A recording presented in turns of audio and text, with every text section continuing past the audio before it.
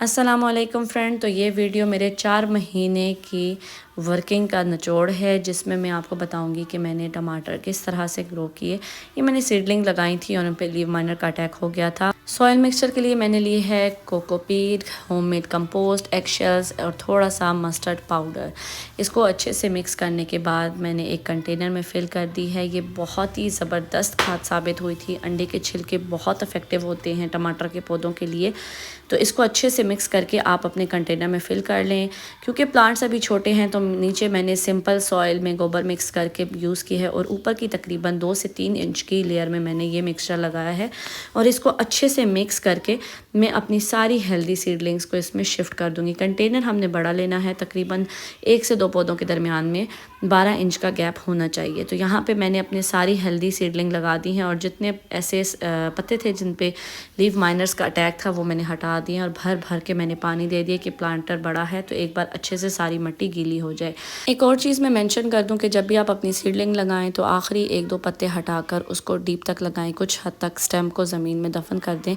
उससे ये होता है कि उसके स्टेम से न्यू रूट्स निकल आती हैं और प्लांट ज़्यादा अच्छा स्टेबल रहता है और ग्रोथ में भी इम्प्रूवमेंट होता है। अच्छा, तो ये अब मैं दिखा रही हूँ आपको 1 महीने बाद का रिकॉर्ड के यहाँ पे आप देख सकते हैं मेरे प्लांट्स कितने हेल्दी हो गए हैं और सब पे फ्लावर्स आने की पोजीशन भी बन चुकी है, छोटे छोटे नोड्स बन चुके हैं।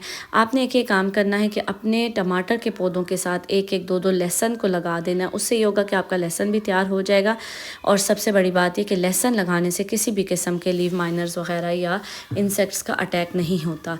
इसी तरह से आप देख सकते हैं इस बड़े प्लांटर में भी मैंने साथ में लहसुन लगा दिया था और इसके बाद मुझे किसी किस्म का भी स्प्रे करने की ज़रूरत नहीं रही। हाँ, अगर आपके पौधों पे कोई ऐसा हो अटैक इंसेक्ट्स का या लीव माइनर्स का तो आप नीम ऑयल यूज़ कर सकते हैं। अच्छा, तो जो आपके पास रूट के करीब करीब के स्टेम्स होंगे वो आपने कट कर देने हैं। इससे तो ये होगा कि ये जो सबसे नीचे वाली टहनियाँ होती हैं ये पानी में लग के गीली होकर गल जाती हैं, जिससे प्लांट अफेक्ट होता है। और जब आप ये एक्स्ट्रा ब्रांचेस काटते रहेंगे तो इससे पौधे की जितनी एनर्जी है वो अपने फ्लावर्स और फ्रूट पे लगाएगा, प्लांट हेल्दी होगा। तो ये आपने अपनी साथ साथ काटनी है। बाकी ओवरऑल प्लांट को भी आपने देखना है। जो ऐसी टहनियाँ हैं जो सिर्फ पत्ते पत्ते लंबे हो रहे हैं वो आपने काट देने हैं, क्योंकि आप फोकस करेंगे कि 2 तरह की टहनियाँ होंगी। एक होंगी जिस पे फ्रूट और फ्लावर्स होंगे और एक होंगे जिस पे सिर्फ लीव्स होंगे। तो जो लीव्स वाले हैं वो आहिस्ता आहिस्ता आप काट दें, उससे आपका प्लांट हेल्दी रहेगा और सारी एनर्जी आपके फ्रूट को लगाएगा, जिसकी वजह से बड़े बड़े टमाटर बनेंगे। और आप देख सकते हैं कि मेरा प्लांटर फुली मिट्टी से नहीं भरा हुआ। इसकी एक वजह ये भी है कि जैसे जैसे प्लांट ग्रोथ करता है मैं नीचे से टहनियाँ काटती हूँ तो मैं थोड़ी और मिट्टी डाल देती हूँ, जिसकी वजह से टमाटर की और ज़्यादा रूट्स बनती हैं और वो स्टेबल रहता है। अब आप देख सकते हैं जब प्लांट आपका बड़ा हो जाए तो आपने उसे सपोर्ट ज़रूर देना है। सपोर्ट बहुत इंपॉर्टेंट है। सपोर्ट की वजह से आपका प्लांट शॉक में नहीं जाएगा। जैसे कि आप देख रहे हैं मेरे प्लांट्स पे बहुत ज़्यादा फ्लावर आ गए हैं, फ्रूट आ गए हैं।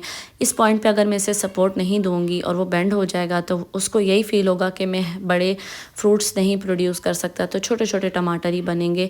इस वजह से आपने सपोर्ट ज़्यादा देना है अच्छे से, ताकि आपको बड़े बड़े फ्रूट मिले और प्लांट जो है ग्रो कर सके, वरना उसकी ग्रोथ अफेक्ट हो जाएगी और वो ज़मीन पे लगेगा, जिसकी वजह से ख़राबी हो जाएगी। अब आप ये देख सकते हैं कि मेरे प्लांट्स कितने हेल्दी हो गए हैं। और ये कुछ ऐसे पत्ते मैं आपको दिखा रही हूँ, जैसा कि मैं आपको बता चुकी हूँ, जो एक्स्ट्रा होते हैं, एनर्जी ले रहे होते हैं, इनको आपने सारों को काट देना है और साथ साथ आप सपोर्ट जो है ना बढ़ाते जाएँ।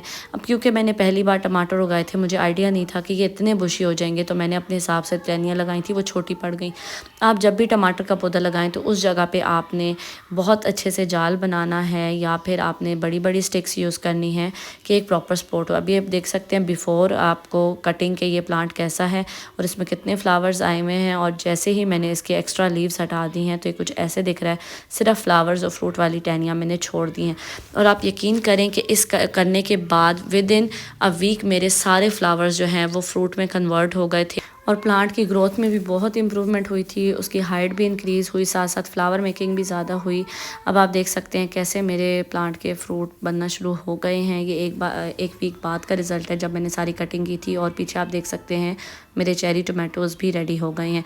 क्योंकि ये मैंने पहली बार लगाए थे, मुझे इतना आइडिया नहीं था चेरी टोमेटो कौन से हैं, रेगुलर टोमेटो कौन से हैं, तो वो सारे प्लांट्स मिक्स ही लगे हुए हैं। तो इसलिए कुछ पे चेरी टोमेटोज़ हैं, कुछ पे रेगुलर टोमेटोज़ हैं। लेकिन आप ये देख सकते हैं फिर मैंने इसमें फ़र्दर मिट्टी भी फिल कर दी थी नई खाद बना के। अच्छा, आपने ये करना है कि जब भी आपके फ्लावर स्टार्ट हो जाते हैं आपने तब खाद देनी है, जब आपका फ्रूट बनना स्टार्ट हो जाता है तब खाद देनी है। और कोशिश करनी है कि हर 15 से 20 दिन में आपने टमाटर के पौधों को खाद ज़रूर देनी है, क्योंकि ज़ाहिर बात है वो फ्रूट बना रहे हैं, एक हैवी फीडर है। आप किसी की भी किस्म की खाद डाल सकते हैं, चाहे गोबर की खाद हो या वर्मी कंपोस्ट हो। और यहाँ पे आप देख सकते हैं फाइनली मेरे सारे पौधों पे बहुत ज़्यादा टमाटर बन चुके हैं। मैक्सिमम फूल जो हैं वो टमाटर बन चुके हैं और साथ साथ नए फूलों की भी प्रोडक्शन हो रही है। तो ये एक मैंने छोटी सी वीडियो अपनी शेयर की थी कि मैंने किस तरह से टमाटर के पौधे लगाए हैं। इंशाल्लाह आगे भी मैं आपको इन पौधों की अपडेट्स दूँगी।